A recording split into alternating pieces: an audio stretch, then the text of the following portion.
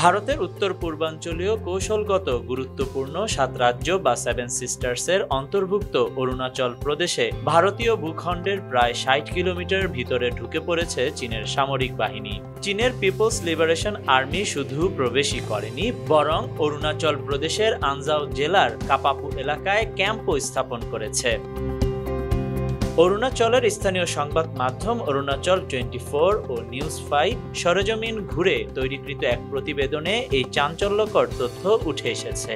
দেশটির সংবাদ মাধ্যমকে একাধিক সূত্র জানাচ্ছে, কাপাপু এলাকায় চীনা সৈন্যদের অনুপ্রবেশ ঘটেছে প্রায় এক সপ্তাহ আগে। এই এলাকা থেকে কাঠে আগুন ধরানো, পাথরের গায়ে চীনের নামে লেখা এবং চীনা খাদ্য সামগ্রীর ছবি পাওয়া গেছে। ছবিতে দেখা গেছে পাথরের গায়ে ইংরেজিতে ২০২৪ সাল লেখা রয়েছে, যা চীনা সেনাবাহিনীর কর্তৃত্ব দাবি করার কৌশল হিসেবে ব্যবহৃত হচ্ছে বলে মনে করা হচ্ছে।